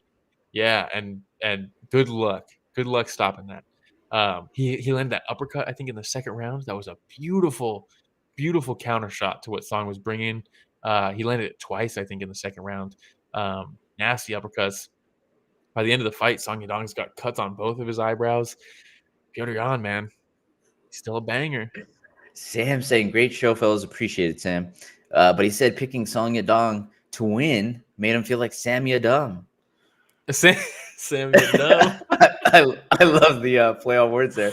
But Yeah, look, dude, great. Sam, I'm the same way. I picked Song Yadong going into this, not just because of the losing streak that Petr Yan was on, but also alpha male. Male, and the ascension of Song Yadong. He's very good. And yeah. Plus, he has one of the best names in all of MMA. It's so much fun to say it. So, yeah, maybe I don't use the best things ever to make picks. I'm like, Song Yadong, that's fun to say. Song Yadong it is. Yeah. Man, Petr Yan, man. It was cool to see. And then even post-fight, he was just like, thank y'all for supporting me. He must have been eating himself up being 0-3 in his last few, Oh, that's sidekick to the body. Man. But to your point, last round, all Petr Yan. Can we mention the grappling in that first round, though? Oh, it was awesome. The Granby roll, and then the way that Song still held on and rolled with him, and I was like, "Oh my god, it was so sick!" And I was like, "Okay, maybe we're gonna see a lot more than just boxing in this fight." And then Petr Yan just boxed his face off for the next 2 rounds. Yeah, Petr Yan. I think after the Merab fight, he's like, I'm not spending any time grappling if I don't have to, and you could see that urgency to just get away from shots. He's like, I'm not getting fucking chain wrestled here. Not tonight. Merab does that to people, Merab does that to everyone. Yeah. Have you seen the video of it was God, who was it? It was Triple C, and he's being interviewed by Kamaru Usman. And he's talking about how he was picked up, and he's like, dude, I've never been so embarrassed in a fight before. Oh my god. And he's we lost Ramiro. There he goes. But yeah, Henry Cejudo was embarrassed apparently. I don't know what happened there. Sorry. Oh, he's back. I don't know what happened. But Kamaru Usman's talking and keeps on adding to it. And he's like, yeah, he picked you up and just slammed you down like a sack of potatoes. And Triple C's like, yeah, man, he knows. And he goes, he picked you up and just threw you down like a bag of cement because he's about to build his house, And then my God, and Triple C's like, all right, dude, can we move on, bro? Like, oh, it's so funny. You got to watch that interview, though. It was fun. Yeah. Well, if that's all you have on this fight, that's actually a good segue for the next one if you want to continue. Yes, Curtis Blaydes versus Jailton Almeida. Yeah, because like DC said, when you're a heavyweight and you're getting picked up above someone else's hips, it is you don't know what terrifying. It's not something that happens to you often. And that first round, Jailton Almeida, everybody knows he's got the patented shout out Ganskow, Jan worked Yadong in that final round. Dude, that was really good. But Jailton Almeida, Curtis Blaydes, first round. Everybody knows Jailton Almeida, front kick to double leg from a mile away. Curtis Blaydes, on the other hand, tried to, I think he's like, whatever Derek Lewis did to me when I shot, I'm going to do that to Almeida. And he was, I think, swinging a little too hard early on, trying to catch him. Yep. And he ended up overextending, which is what allowed Almeida to get The in entry. on him. Yeah. Takes him down. Good get up by Curtis Blaydes, but just mat return from Jailton Almeida. I don't know what they credited him as or credited him with takedowns, but you know, it was interesting to see somebody out wrestle Curtis Blaydes like that. You know, The way he picked Curtis Blaydes up, though, where he made it look so effortless, against a big boy, dude, just big boy who showed can wrestle. the power Yeah, that Jailton Almeida has, man. 9 takedowns by the Absolutely way in the first insane. round. But what can end up happening, very similar to what we talked about with like Benoit Saint-Denis, when you're just running through these people and manhandling people and just kind of having your way with them, you know, in the wrestling department, you think like, okay, no problem. I could just sit here and maybe absorb a couple shots, and as long as I stick with the single leg, yeah. And instead, he shot for a lazy shot. He stumbled. Joe swears he saw an uppercut. The uppercut, like there was a shooter on the grassy knoll, and it actually wasn't Lee Harvey Oswald. He's like, there was an uppercut. I saw it. They show the replay, and then he's still asking DC's like, it. I think it was just the 17 hammer fists that he ate. Yeah, because he gets in, he shoots, he stumbles, and then he kind of scrambles to a single leg. Not a good position to be in, but like you said, he has never really had to pay for it, so why not? And instead, Curtis Blaydes posts on one knee, opens up his hips, and just starts landing. I mean, that's not a good shot there. It's not a good takedown attempt, especially against a guy like Curtis Blaydes. In his mind, though, he's probably thinking, even if it's sloppy like that, as long as I grab a hold of something, I'll turn it into something good. Yep. As long as they didn't separate, we're good. Yeah. And Curtis Blaydes was like, fine by me. If you want to hang out here, he threw like what, 10 hammer fists in a row from 17. his position? I counted. 17? 17 Nice. landed. 17 Fucking beautiful. Very good. He turns over, and you could tell. Like DC, I thought DC actually did a very good job in commentary. After the fight had ended and they were looking for the uppercut that Joe swore he saw, DC was like, it wasn't an uppercut. He's just eating these hammer fists. And eventually his bell's getting rung, and it's getting rung harder. And he's like, oh no, it slowly fades away and you're not there anymore. He's like, I'm getting knocked out. And that's why he turned over. And it was good. It was a good job by DC on the commentary on this one. Give him props for that. Absolutely, man. It's got to feel good for Curtis Blaydes. Is calling for Aspinall. As he should. Unfinished business. Calling for Aspinall. Almeida back to the drawing board. Yeah, look, this is his first loss, and it's a massive learning opportunity. Massive learning opportunity here. He didn't get flatlined or anything crazy like that. I think this is going to make him better in the long term. I kind of wished that Jailton stayed at light heavyweight, to be honest. His first few fights were at light heavyweight. I think he has much more success there. But who knows? He'll probably stay at heavyweight. This is Jailton's first loss since 2018, where he lost at Shooto Brazil 80. Everybody watches those, so I'm sure everybody's like, oh, I remember that one. You know? Yeah. But and then first loss in the UFC, right? First loss in the UFC for sure. But yeah, shout out Curtis Blaydes. You know, do that title fight. I guess I don't know what the fuck they're doing at the top of this division, but Tom Aspinall said he wanted the winner of this fight anyway, so let's do it. And this is where we start skipping fights for the sake of time, because we do have a lot to cover. Yeah, and my browser's not telling me the time. I don't know how long we're. It's 10:30. Look at that. We're an hour in. Let's do it. We're an hour in. Let's go. All right. We also had, let me see here, Michel Pereira. We skipped a lot of fights. Yeah, let's do it. Skipped a lot of fights versus Alexander Oleksiejczuk. Dude, Alexander Oleksiejczuk. Give me these types of walkouts. Will, regen. Mike. All right. Look, Michael, give me a little dance sequence in the beginning. They're like running around, they're all hyping everybody up. Sorry. I'm like, they're all hyping everybody up. Him and his trainer do a little dance. They point at the camera. I was like, all right. What a way to finish a dance. What a way to finish a dance. I had to scream. I felt like I was watching a high school talent show. Dude, yeah. The way they started it and they're like running around like, and it's like, oh god, dude. And then they're like, all right, get in your position, get in your position. And they're like back to the camera. You turn around, do a little dance. Fucking love it. Dana in the post-fight press conference, they're like, Michel Phetjeeja, Michel Phetjeeja did the dance. Michael Venom Page had his dance with his cloak. Are we gonna see that more? And Dana's like, no. Come He's on, like, I hate it, dude. The fun police. Have some fun, dude. Have some fucking fun, please. Jeez.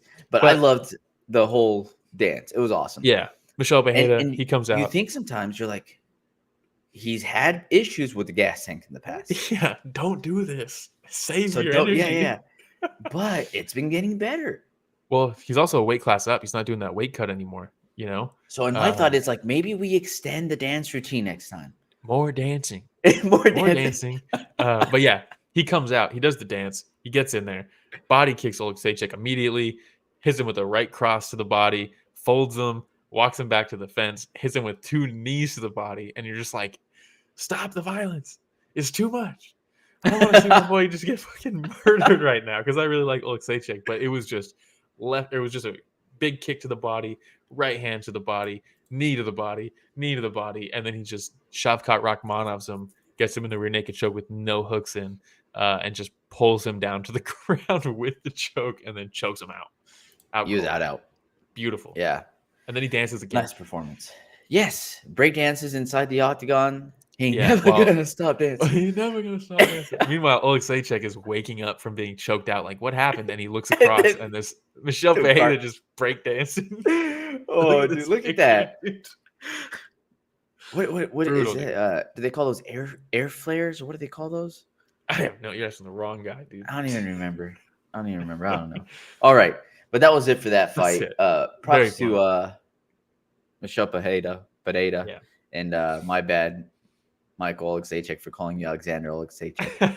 But yes, it does actually.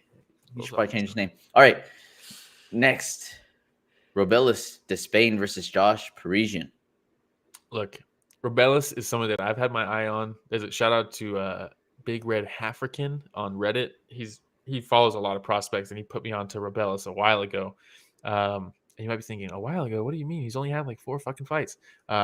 It's been a quick ascension, but that's because he's finishing everybody immediately. Prize Picks had Robelis over under 22 strikes, and I was like, easy money, bet the under, let's go.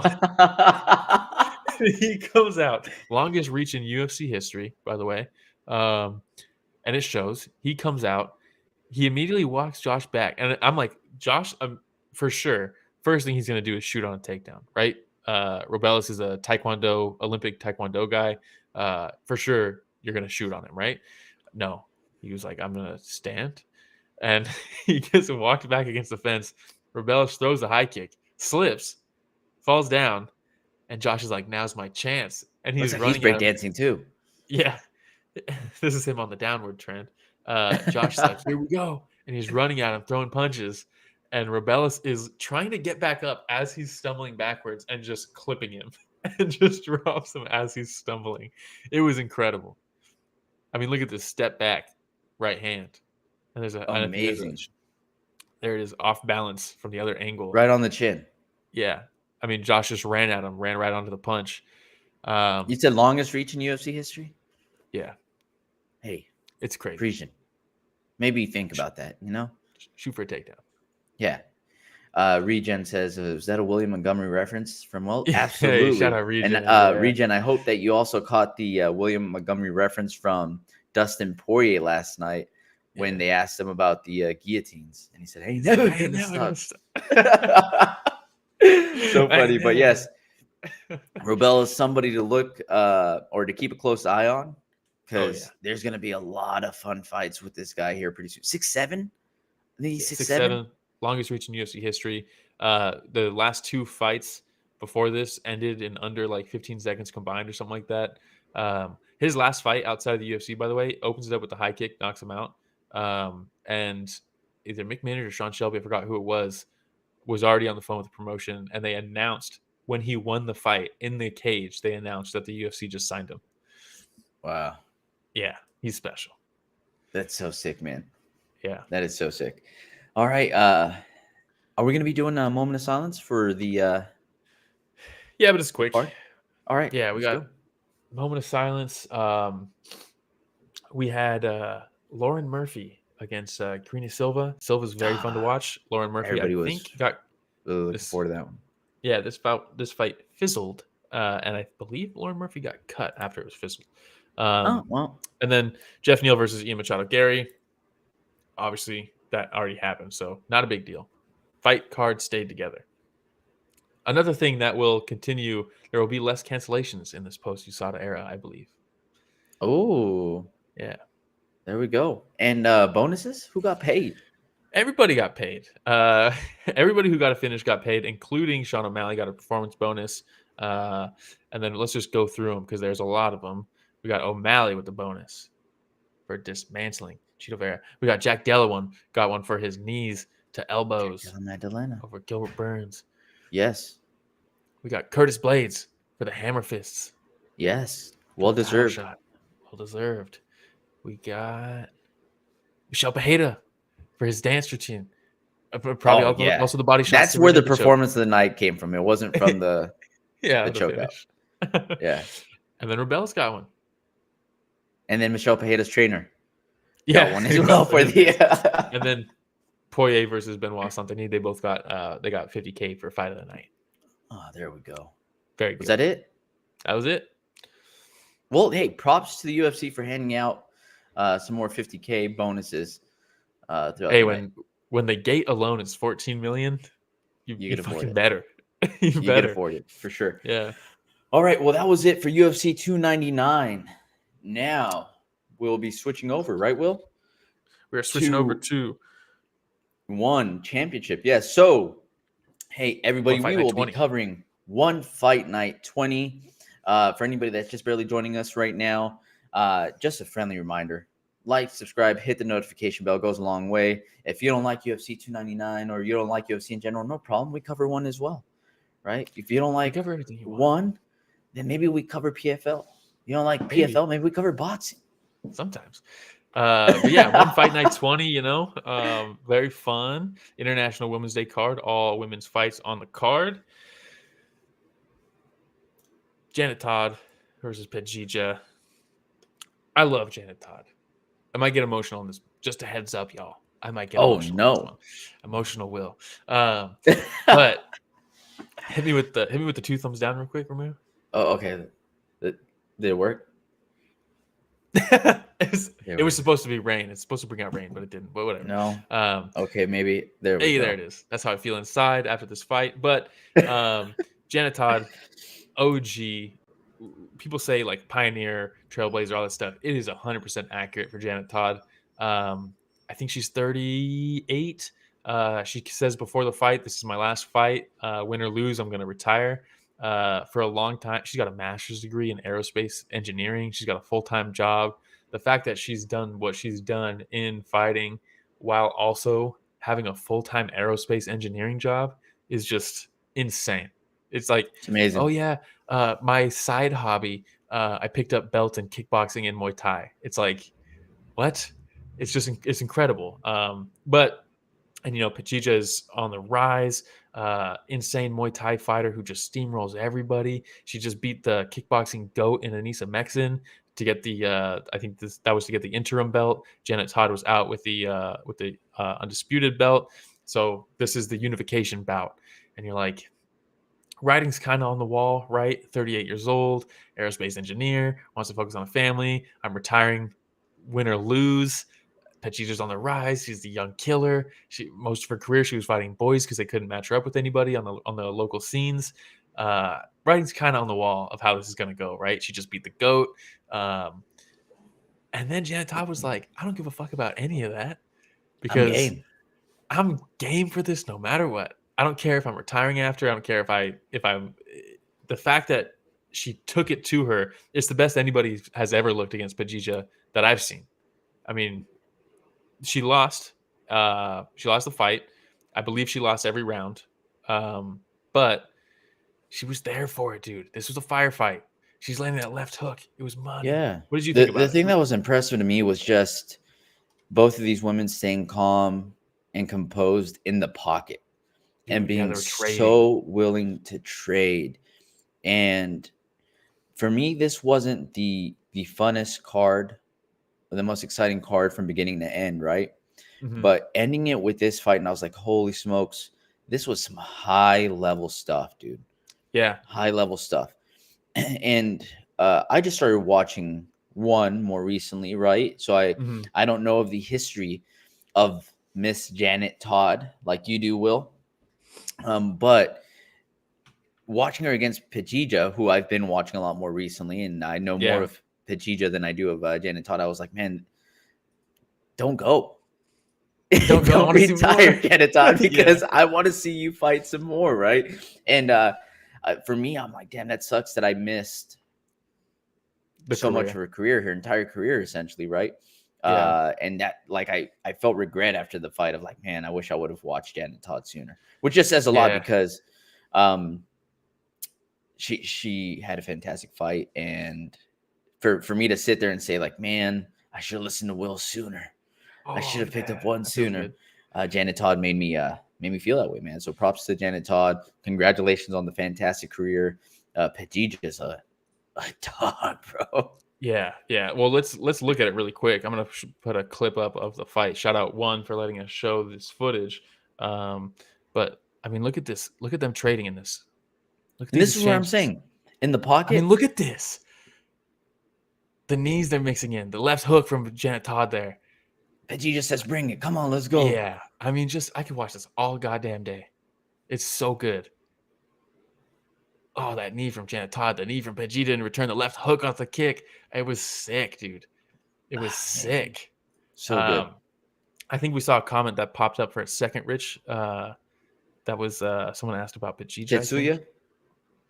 Shout out Tetsuya. Do you guys think Petchjeeja is number one pound for pound female striker right now? Yeah, I do. You know, I mean, beating Anissa Mexen and then Janet Todd. And look, all you could of say, female MMA? well, female striking. I mean, kickboxing, Muay Thai. I think striker, Mackenzie pound for Dern. pound striker. But you know, people might say, look, yeah, she beat Janet Todd, but it was 38-year-old Janet Todd who was retiring no matter what. But that's not the Janet Todd that was in there. That's a disservice to this win, in my opinion, because this was not an easy out for Petchjeeja. She won every round. She ended up dropping her. It was a cool fit. The way she dropped her was cool. But actually, let's watch it real quick. The way she dropped her was sick. Ooh. This should show it, I think. Did it just show her getting dropped and not what actually caused her to get dropped? Oh, no. Bam. Oh, I mean, yeah. sick, dude. Very cool. Mhm. Janet Todd got a little lazy there. It's 5th round. They're probably exhausted, right? But she throws a kind of a lazy high kick, and then bam. As she's turning, she just catches that right hook. Yeah. And the right hand for Petchjeeja was money the entire fight. And, you know, she really just forced Janet to fight off her back foot, which Janet did do a good job of, like I said, landing that left hook, things like that. But, yeah, it wasn't enough. Petchjeeja's just a young, hungry killer. And it was a cool passing of the torch, changing of the guard fight, 100%. And, you know, yeah, she unifies the belt, kickboxing. I mean, Petchjeeja's must watch TV. She's like how Mitch was striker. like sitting there picking the confetti off her face Yeah. right before the interview started too. I was like, great, Mitch, such a nice guy, dude. I love Mitch. Again, another event where Mitch and Ray on the call, just fantastic. So good. They have gotten their chemistry down. There was a little bit of a moment when Ray first started that, you know, because he took over for Brent, and there was like a little bit of awkwardness. They hadn't really felt each other yet, maybe. And, you know, they had Rich Franklin. So there's 3 in the booth and it's a little awkward. Now that it's just Mitch and Ray and they've done it a few times, fantastic. Yeah. Really good work. Money. And then your boy here started crying because Janet Todd's retirement was beautiful. It was so well done. When they were interviewing Petchjeeja, and I was like, please, you have to interview Janet. Don't let her leave. Like, let her have the moment, please. I was just worried that it wasn't gonna happen. But then they call her over, and Mitch asks her about it, and she starts crying, and you're just like, but she's like fighting through it, you know? She's like trying to talk, but like, you know, and your face muscles are like not letting you. I mean, look at them, dude. This is, I mean, just after a great career.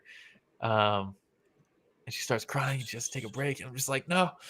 Don't do this to me. And then, dude, I don't remember what she said, but there was a moment where Mitch, I think it was like she was about to take her gloves off, or maybe she had already done it. And Mitch was like, do you want to? And then she's like, is it time? And I was just like, she's like, is it time now? And she puts her gloves on the ground, like, fuck, dude. Just a beautiful moment. It was a really cool retirement. The fact that she was able to do that off of such a fight too, and such a performance. It's not like she got knocked out early or anything crazy, like good way to still go out though. A really good way to still go out. Yeah. Look, to show she still got it. Watching that fight, there's plenty of fights she could be winning. There's plenty. That's what I'm saying. I was like, no. Yeah. No, but it was a very cool moment. Really well done. Yeah. And the gift she got Chachi too. Yeah. Oh, look at this picture with the confetti too. It's just so good, man. Yeah. Shout out Janet Todd.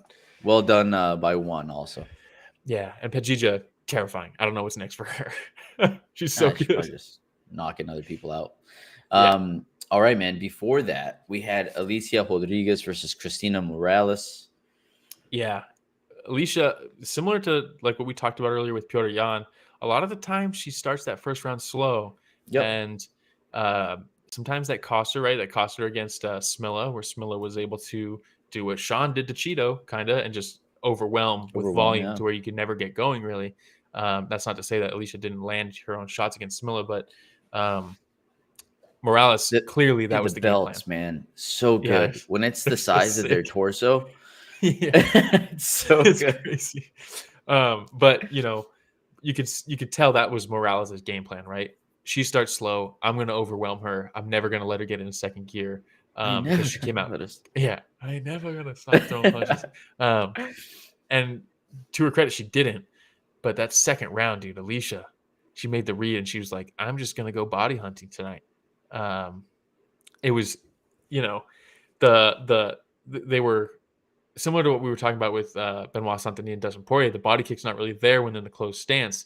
But it is there if you're good off your switch kick. Her lead leg switch kick to the body hits that liver in a closed stance, and it is very good. And she threw it over and over and over again.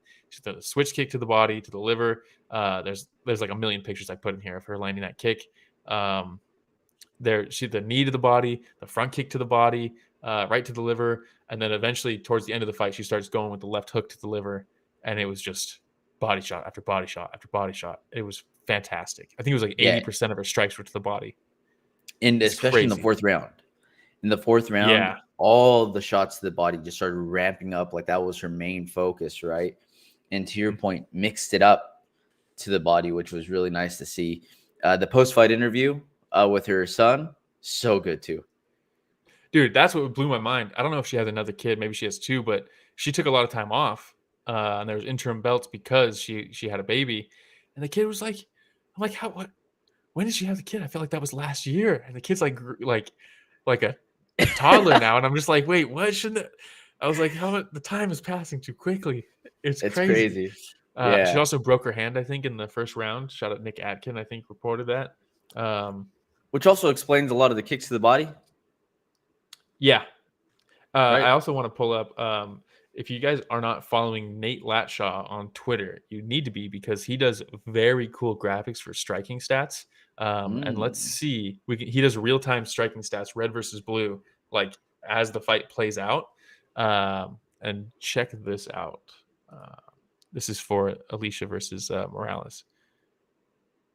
Oh, let me look nice cool little graphs there. Alicia's in the red. Look at the slow start from Allycia that just turns into an onslaught from her. Oh, this is pretty cool. Yeah, really cool. He does it for like every fight. If you want to see the Janet Todd one versus Petchjeeja. Shout out Nate. Which also really shows how close fights can be, Yeah. For me, you give me numbers and I'm like, whatever. You put it on a graph and I'm like, holy smokes. You put it on an animated graph? It's even better. Oh, that's next level.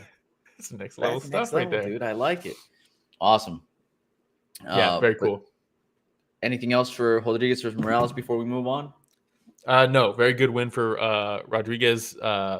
really good showing from Morales, good game plan, and she executed it well. It's just Allycia was just better that night, Fun fight though. All right. We also had Boonton versus Michel. Jackie's my girl. Another one where it was like she's back in this and she needs to start fast, and she started fast. Because another one of the things that she was doing really well was because Michel, power puncher, she hits hard, she hits like a truck. And there's a couple times where she hit Jackie, and you could see Jackie head wobble, and she's looking off into the rafters, and you're like, Getting a little God loopy. damn. Yeah, but Jackie, the way her combinations were so good. The way she'd be like bop bop bop, and then finish it with this big overarching left hook to finish her combinations. Really cool to see. This was just a fun banger. Yeah, and Michel, am I pronouncing it correctly, by the way? Yeah, close enough. Close enough. Larger fighter, trying to maintain her range, right? You had Jackie trying to close that distance, and Michel was catching her with that straight left a lot of times that she was entering, which would stop Jackie in her tracks. But I feel like it wasn't until Jackie started adding one or two more punches to her combos really, to finish it up where she started landing that last shot. And whenever Jackie was landing, like I know that you said Michel was a power puncher, Jackie seemed to have some more power behind some of those shots that were landing, man. So I think that's what it came down to, right? Is who was landing the more damaging shots. Yeah, and here's a clip of, might actually be this moment here from this picture. Check this out. Bam. Oh. But then Jackie's return. But that's what I mean, where she's kind of looking up at the rafter while she's getting hit. But yeah, fun fight, dude. Just a banger. Another all right, and the last one we're gonna cover from One Fight Night 20, we have Pui versus Fernandez. Dude, I texted you. You probably we messed up the. That's my bad. Chinese names, they mix it and then it's backwards, but you say it. But Yau Pui, coming from Friday fights, got a contract to be on the fight nights, and you could tell Mitch has like a certain place in his heart for fighters who make it through Friday fights onto the big show. And you can see he's like happy to see them with their success, and it's really cool to listen to him on the commentary for those fighters. And Pizza Power, Lara Fernandez, she's a dog. She's one of my fighters to watch and one all the time. Anytime she's in a fight, it's like, this is gonna be fun. And ripped, shredded, Pizza Power. Oh my God. I mean? But it's one of the best nicknames. And you saw what Petchjeeja did to her, right? Petchjeeja stopped her early, just overwhelmed her, and it's like, okay, but she's a dog, and that just really shows you, how good Petchjeeja is. It's not like a knock on Lara, and Yau Pui starts this fight like every fight she did on Friday fights, just sprinting at her, and she's like, "I'm not gonna let you breathe." She said after the fight, she said, "Yeah, I started wrong in the first round. I started slow." And like I knew at the second round I needed to pick it up. And you're like, slow? What are you talking about? It's just, but Fernandez did do a good job of staying reserved and landing shots as she was coming in. But eventually she just got overwhelmed. It's just so much volume coming at her, just absolute tenacity. Watching this, I was like, I know Ramiro's gonna like this chick. He's gonna be like, this is awesome. Dude, I just love the fact that she just takes whatever you give her. She's going to punch you on the stomach. She'll punch you on your back. She'll punch you on your arms. She'll just straight on the chest. Anything that she has clear view of, she's like, all right, I'll get a shot off there. Yeah. Which I love. Yeah, dude. Because that means you're just going to be nonstop throwing shots. Yeah, you're not waiting to pick your shots, It was awesome. Yeah, didn't slow down. Just an absolute gas tank. Just firefight from her. I mean, look at her, dude. Some of these pictures were so sick, dude. The way she's just screaming at her as she's walking her down, not even walking, running her down to land these shots. And it's just, how do you fight somebody like this? It's terrifying. It's terrifying. Yeah. Go ahead. I was going to say, was there any other fights we're going to cover with One Fight Night? Yeah. Well, I wanted to show too some of the actual footage from this one, because it is crazy to see how she just kept coming forward. despite what Lara's throwing, because like Lara's like landing on her, you know. Yeah. And she's Shout just out like, again, one for letting us show the footage. I mean, just crazy. And then it would be cool to see the stat. Actually, I haven't actually seen this, but here it is. So blue is Pui. 44 strikes in the first round. She's like, I started slow. And then you just see this. Though. Yeah. Wow. I mean, you see the differential starts to spread, you know? I mean, just crazy, dude. That is nuts. Insane. That's so nuts. And then I wanted to give a shout out to, we're not going to cover it too much, but Barbie versus Martina. Martina's my girl. Barbie's fun, though. And she was. Katarina's my girl, dude. Yeah, I mean, she's sick, dude. That front kick that Martina landed. She just like shrugged off. She's like, nah. I mean, she kind of shrugged it off because she got kicked in the face, and then she kind of like shook her head a little bit, like, "What was that?" Yeah, let's watch it actually. Oh man, bam! Like, ooh. And she was like, "Whoa!" Like, ooh. So good. But you know, Martina is one of those girls where she's just all volume too, and I think she got. I guess it says you zombied her, and I think she got too careless with her extended combinations that she was entering with, and Barbie caught her once with that good right hand that sat her down right here. Bam. And you're like, I didn't even see it. And then they should have the slow-mo, I think, she was too. Wobbly for sure. Bam. It's a good shot, dude. Yep. Right on the temple. Yeah. Bam. Yeah. But, so she fell short, but it's a good learning moment, dude, right away. Yeah. It's a good learning moment for Martina, I think. That's a fighter to watch, I think, still, despite losing. But yeah, that's it. We're going to cover from one. Now we're moving over. We're going to be covering some boxing now. Because we did have Anthony Joshua versus Francis Ngannou. Ooh. The buildup was so good. The buildup was fantastic. Great promotion. The video game that they made, the trailer that they made was so much fun. The video game was hard. It's difficult. I did not win. But maybe it's because I was choosing Francis, and they're like, this is going to be harder for Francis. I don't know. But, you know, everybody knows the Francis story. It's fantastic. He makes $600,000 in the UFC for a title fight. He leaves. He makes $10 million for a Tyson Fury fight. And then he makes $20 million to fight Anthony Joshua. He drops Tyson Fury in a fight that everybody thought he was supposed to lose and get outclassed in. He drops him. He was in it for the whole time. And just the success is fun to watch. You know, despite everything that's happened in his life, he's just continued to achieve greatness. And he took one more step towards that greatness, trying to fight Anthony Joshua here. And your boy fell short. Sometimes that happens. Man, Ngannou came out looking really confident. Joshua he was winning the first round. You know, after watching the weekend of fights, the two fighters that kind of reminded me of each other were Dustin Poirier and Anthony Joshua, where they both came out with a chip on their shoulder, feeling a little bothered that they even have to face this person to prove where they're at in their status, right? Well, the broadcast team the whole time was like, if Anthony Joshua knows that if he loses this fight, it's the worst thing that could happen in his career. And it's like, damn, you know, put it like a lot that. on the line. A lot on the line. And you could see it in his face. He took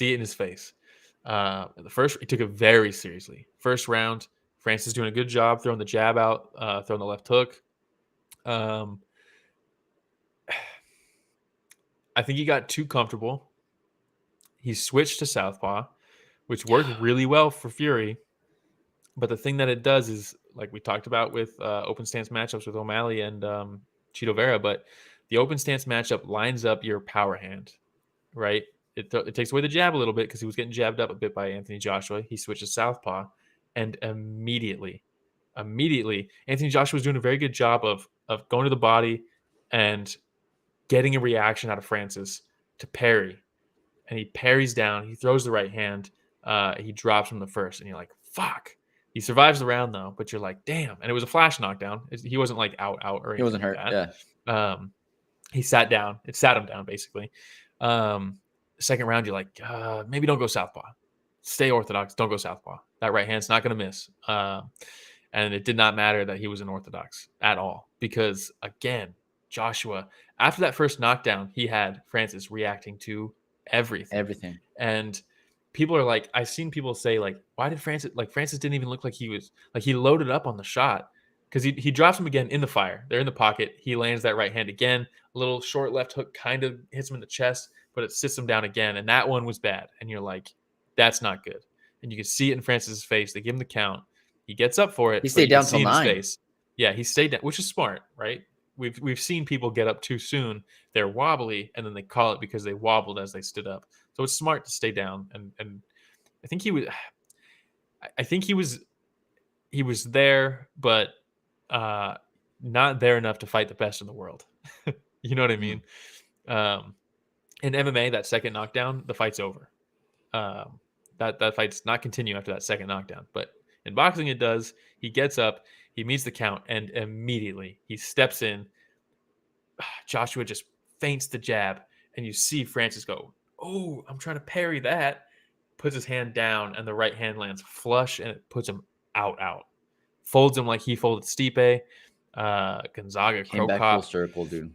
Yeah, I mean, fighting does that a lot, right? There's a lot of times where it comes back full circle. And just no celebration from Anthony Joshua. You could tell that he was just like, I was on a mission to do just that, and I did it, and I'm not surprised. And it was tough, man. It was a big knockout, I should say. He was out. This was actually the second knockdown. That was the second knockdown. Yeah, Look at his face. Second knockdown. This is him before he gets. He's like, boy, because that's what he does to people. No one's ever done that to him. Yeah, that's like, what do you even? Like, I can't even imagine what the thought process is.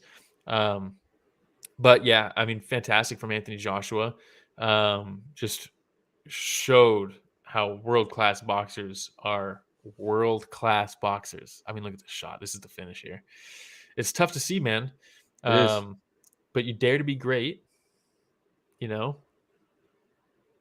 was one of the hardest right hands that I've ever seen landed in boxing. It was big, dude. Big punch. And at first, I was like, oh, he hit him hard. But then when they showed the replay, showed it in slow motion, I was like, oh, my God. That was flush. So much power behind it. And I know that they say, like, hey, getting hit by an MMA fighter versus getting hit by a boxer, there's a difference. Mm-hmm. And not to say that MMA fighters, an MMA heavyweight won't hit hard, but when all you do is train to maximize power in your hands on just punches, there's a difference, man. There's a difference. And the real difference was that the setup to that knockout is just fantastic. It was just fantastic from Joshua, and that's the stuff that you just don't really get in MMA most of the time. It's a lot of swinging and banging, and I don't know, and I don't know what's next for Francis now. People are saying like, oh, like he's not going to box, like he probably won't box again. He might. He made $20 million. There's still a Wilder fight, right? But I think you probably do that PFL fight versus Phetjeeja. Take some time, because come back right. Come back, fight Phetjeeja. That's a fun. It is a fun fight, actually. I actually do want to see that. He won't get paid the same as boxing, but it's still a big payday, and it honors the deal with the PFL that let him box in the first place. I mean, it's the first time he's ever been knocked out, and very cool from Anthony Joshua afterwards. So that was actually on my next notes, right? The respect from Joshua afterwards. Very cool. He tells him, "Hey, you're an inspiration. Don't quit boxing. Don't quit boxing. We'll talk later. Yeah. We'll talk in private," which I thought was really cool, because it just shows you, like, I'm not just saying this for the cameras. Like, I respect this dude. I like this dude. Did he get knocked out right now? Yeah, but I'm also one of the best in the world. He's really good. After stepping in here with him, I realized it's not a gimmick fight, right? Like, he don't quit boxing. It was so good to see. Anthony Joshua has always been very respectful. I like the guy, dude. I know he gets a lot of hate. I've always liked Anthony Joshua. He gets hate because it's the same reason why DC got all that hate during the John Jones stuff. That's why. It's not because there's anything really to hate on him for. It's just because the hype guys hate him. So we all hate him too. That's like, it's one of those types of things because he's always been a class act and he's always been a fantastic boxer. Yeah, and then shout out to Tyson Fury too. Did you see him in the Yeah, he's interview very afterwards respectful where he too. says, Yeah. "There's a ton of people that don't have the balls to go out there and go after their dreams. The people that are essentially shitting on Ngannou are the ones that aren't successful and like to hate on very successful people." Yeah. So props to Tyson Fury too. I know that there was a lot of jabbering going back and forth between Fury and Ngannou leading up to the fight, but you could tell that he also has a lot of respect for Francis Ngannou. Dude, he felt him in there. They shared a fight and he got dropped and he dug deep and he won the fight. That does something, Yep. Tyson Fury is very brash, but he's not a fucking he's a real dude, He's also a real dude behind the promotion. I'm hoping we still get some Ngannou fights, man. He's not. There's no way this is the last time we see him. Maybe get a couple more under your belt though, before we go. Well, that's the thing. It's like, dude, you went Tyson Fury, Anthony Joshua for your first 2 boxing matches. It's just insane. It's pure insanity. It's crazy. Went after number 1 and number 3. Yeah, dude. And not only that, beat the boxing bullshit. Tyson Fury versus Anthony Joshua was supposed to be a massive fight that never happened. Francis Ngannou comes in, fights Tyson Fury, fights Anthony Joshua right away. It's just cuts through the bullshit. No bullshit. I'm fighting the best. Okay, I lost to the best. Let's fight the next best. It's crazy, dude. 0-2 right now. We're still over here talking I hope he doesn't leave boxing. Yeah, I mean, it's just I just want to see him fight in anything. I do want to see him go back to PFL and get an MMA fight next. I hope that's what's next. But all right, well, props to Anthony Joshua, still showing that he's one of the best in the world, and then also Francis Ngannou for daring to be great, man. Yeah. All right, PFL. Am I reading this correctly? It's gonna be quick. How much time do we have, by the way? I know you have a hard out. We have a few minutes here. A few minutes. Yeah. But you told me to tune in, right? Because we have how do you pronounce that name? Is it Khamzatov? Khamzatov, just call him Baki. Versus Doumbé. Yeah, Doumbé versus Baki. Look, this event from PFL, by the way, in Europe, in France, fantastic. Up until this point, the ending was kind of a shit show, and we'll talk about it obviously. But the event itself was pretty fucking awesome leading up to this. Really good crowd, great production. The fights were delivering. It was fun. It was very fun. And then you get to the main event, and Doumbé's a star. He's a star, dude. His walkout is fucking awesome. He's taking his time. The crowd's crazy for him. All the lights come out for his walkout. Crowd was electric. Kickboxing champion, fantastic striker. He comes to the UFC. The UFC, they're gonna have him in France. France is like, no, you can't match him up with this guy because he was like 0-3 or something like that, or 3-0 in MMA as a professional. It's like, it's so new in France that they just made it legal that they're like, he doesn't have any MMA experience. You can't match him up with these guys. They're like, look, the commissions are looking out for stuff like that, and it's like, Glory champion, like, can you take that into consideration? And France was like, no. So then they took him off the card, and then there was some weird drama with him in the UFC trying to get the next fight, and he was like, I'm done dealing with these guys. They also, I think, were trying to get him to fight for like $25K, which is just like, dude, he's a Glory champion. What are you doing? Show some respect. Did Alex make $25K in his first fight? I doubt it. So Doumbé, he goes over, he fights for PFL. The first fight, he walks out with a mattress. He walks out in the walkout. He brings a mattress out. He's like, yeah, I'm going to knock this guy out. He's going to need this. And then he goes out there and he knocks him out within the first like 10 seconds. And the crowd's crazy. He's blowing up. His YouTube videos get like 2 million views. He's a mega star. We just don't talk about him here in the States. So going into this, and then he's like, I want to fight a wrestler. I want to fight a grappler. So he calls out Baki, who's a very interesting prospect in his own right. Another guy that everybody said the UFC missed signing. And the fact that he called him out is like, dude, don't you want to fight strikers? Like, why do you want to fight a grappler? It was very cool to see him go after this is a tough fight. This is a very good fight. And that's the history of the fight, at least. now we can get into the actual fight.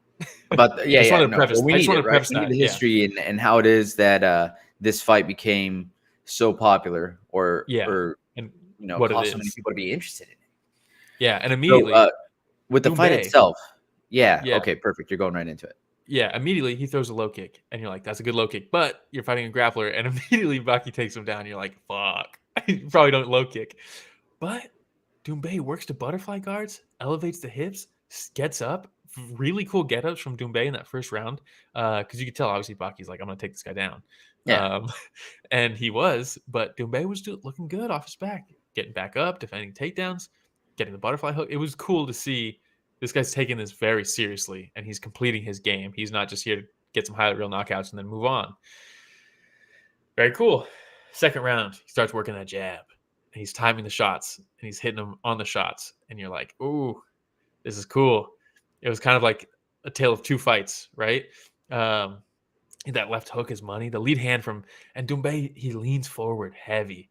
And he does that not just against grapplers, by the way. He does that in kickboxing, because he's a counter striker. So he leans forward and he wants you to throw something. And then he'll dip and then catch you with something, knock you out. And he's very good at it. But it also helps against a grappler, right? Because you're lower enough, you can get your arms down to get the underhooks or something like that, sprawl. What did you think? This is your first time watching Doumbé? First time watching Doumbé. For me, I think I need to go through and watch a couple of other fights. He looked impressive. You could tell that he has really crisp striking. But I also knew, like you had said, kickboxing champion, right? That's what he's really known for. So I was like, we'll see how he handles these takedowns. Yeah. Got up really quickly. He showed a lot of urgency to get up, which was awesome. Well, one thing to consider too, I don't like this about the PFL, 3-round fight. Yeah. What are we doing? But then we get to the end, right? And it's super weird. It's starting off the third round. He's walking up. He's not really engaging. And then you could see that he says something to Baki, and then he looks at Mark Goddard, and Mark's like, "Nah, fight." Yeah, points at his foot. My foot. Mark's like, "Fight." Yeah, like, you got to fight. And he goes, "Okay." So he sets up again, not engaging. Baki's like going forward, and you could see again they have something said between each other again. Yeah. So Baki looks over at Goddard and points, which is this moment. Yeah. And then again points down at his foot. Yeah. And looks at Goddard, and Goddard's like, "It's over." Yeah. No muss. And you're like, what? You're like, what is happening? And this is his first loss. And it's like, what's happening? And it's frantic. You're like, what even happened? Is it a broken toe? What's going on? They give a close-up, graphic content if you don't like feet. I know some people are real weird about feet. They bring Big John in for some reason because they brought him over from Bellator. And there's glass in his big toe. And is that glass or a splinter? It came out, it was glass. It was a piece of glass. And everybody's saying, and we might disagree here, everybody's saying, I've seen people fight through way more and way worse. John Jones broke his toe against Chael Sonnen. Sean O'Malley potentially broke his foot, broke his hand against Chito Vera. He was walking around with a boot, all this stuff. We've seen people fight through worse, for sure. But Doumbé, I don't think he wasn't trying not to fight. If you're stepping each time and there's like glass in your foot, it's not crazy, in my opinion, to be like, hey, can we take a second to get glass out of my foot? This isn't something. I don't think he knew it was glass at that point. Do you think he knew it was glass until he actually stepped off to the side? I don't think he knew it was glass, but it's still not something from the fight. You know, it's not. I think you probably know that it's not something from the fight, and it's not crazy to be like, in my opinion, hey, can we take a second to get this out of my foot? There's something foreign in my foot right now. Can we get this out? And then you can't stop the fight, right? Mm-hmm. There's a bunch of different aspects of this. First off, you can't stop the fight. It's not crazy to try, because most of the times people do stop the fight and it's okay. And they're like, oh, let me see. You got eye poked? Okay, I didn't see it, but we'll give you anyways. That happens all the time. Yeah. The other thing is Baki called off the fight the second time. It wasn't Doumbé that looked at Mark Goddard and was like, can we stop? He didn't ask twice. It was Baki that stopped it. Mark looked at Doumbé. Doumbé goes, my foot. And he's like, it's over. Yeah. Right? That's not necessarily Doumbé stopping it the second time. It was Baki. And you could say, but they did talk right before Baki looked over at Mark Goddard. They talked again. Yes. But that's Doumbé, what caused Baki to look over and say, like, hey. Correct. But that's also not on Doumbé. They can talk. And if Baki is like, he's not engaging, and he's like, and Doumbé's like, yeah, there's something with my fucking foot. And then that's also not calling for the fight to be stopped or ended or paused or anything. That's just two fighters talking about a little injury. Mark Goddard's perspective, this guy just asked for a timeout. I think maybe he broke his toe.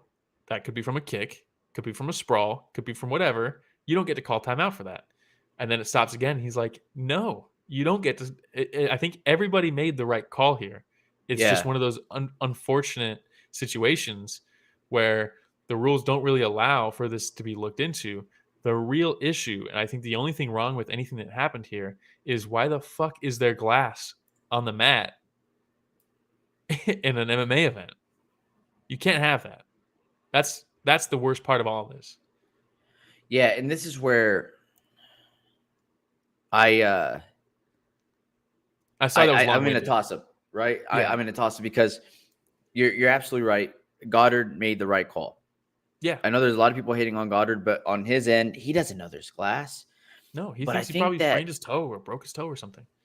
The commission at this point, the French Athletic Commission, the FAC, I don't know if that's really what they're called, but should make the decision to call this a no contest. Yeah, this should not be a loss, in my opinion. This should be a no contest because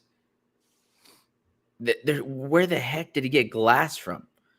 Yeah, and it's like, why they stopped the fight at a clean break? There was no action. As soon as they stopped it, Mark Goddard called it off. I get it. When a ref calls off a fight, it's over. But that's only because that's what the rule is. Why can't we stop this and then think the fight is over and then them say, no, there's glass in my foot. And they're like, oh, shit, okay, let's take the glass out and then we'll just restart because it was a clean break. Like, and then why Doumbé can't we didn't just know go it was back? glass at that point. He just says there's something in my toe. Yeah. Mm-hmm. I don't know. But it's like, it's just a weird situation all around. I get it. You can't stop the action and then restart the fight, but we do for fouls. And we probably should for foreign objects too, right? Yeah. Yeah. But they didn't know it was a foreign object. True. But it's like, it would have taken 5 seconds to check. And I'm not saying this is on Mark Goddard. Mark Goddard operated with the rules. That's what he's supposed to do. But like, in a case like this, you stop the fight. And as soon as you walk over and you're like, dude, yeah, we have to stop the fight. And he's like, no, there's something in my foot. Can we take it out of my foot and keep going? It's like, oh, okay. Yeah. You know? But it's like, because I waved my arms, it's now over. That's kind of lame. It's just, I don't know. It's one of those things that's just fucking crazy that it even happened. Yeah. All right. Well, that was it for PFL. Doumbé's big fight didn't end the way that everybody wanted it to. Yeah. And we'll see when he fights again, I guess. Yeah. Maybe they run it back, right? I don't know. Because I liked it. It was a fun fight up until then. It was a fun event. It just really sucks that that's how it capped off. And it's like, man, Bellator or PFL now. PFL, Bellator, same thing. But BFL? Can't catch a break, dude. Yeah. Yeah. PFLator. They just cannot catch a break, man. It's crazy. Oh, man. All right. Well, hey, big shout out to everybody that joined us. Yes, for this crazy weekend. We had Tetsuya, Ganskal, Regen, Sam. I think we had Brian joining us as well. Am I missing anybody? Keith joined us also. Hey, shout out George. Keith. Yeah, anonymous in the beginning. Yeah. For some reason, my studio's acting weird. I can't see any of the chat, so I haven't been able to see any of the chat the whole live stream. Oh, really? But, but shout out to everybody that joined us. Yeah. Next week? Yeah, next week we are starting our drought in route to 300. The UFC puts effort into some of them, and then they don't for a while, and then they put effort again. We got Tai Tuivasa versus Tybura. It's a decent fight. Brian Battle versus Lusa is the co-main. That's co-main for the ages. And Zedjiku versus Owen St. Preux. I thought Owen St. Preux retired. Guess not. We got Meerschaert versus Barberena. That might be a little sloppy banger. Mike Davis versus Natan Levy is a very good fight. Nunes versus Chelsea Chandler could be fun. Ode Osborne versus Filho is pretty good, actually. Moises versus Mitch Ramirez. Koulibaly versus Danny Silva could be fun. It's a rough one. We're back to the Apex. Oh, man. For 4 weeks in right. a row. And we'll try to be back on regular time next week. Not so early. Next week, I think it's a late episode we're doing, right? Is it? Okay. Potentially. Well, late episode. We'll have to talk about it, but yeah. All right. But thank you, everybody that joined us live. And a lot to cover. If you don't like watching, but you like listening, they can find us storyofthefight.com, Will. Storyofthefight.com. We'll list our merch. We'll list our Instagram, Twitter, TikTok, Reddit, Twitch, Spotify. You name it. Everything. Storyofthefight.com. Storyofthefight.com. And everybody's probably wondering, who produces this show? Well, that would be none other than Richard Bustos producing this show. There we go. All right, everybody. Hey, double thumbs up. Does that do anything? I don't even remember. There it is. Fireworks. Thanks, everybody, for joining us for another week of Story of the Fight.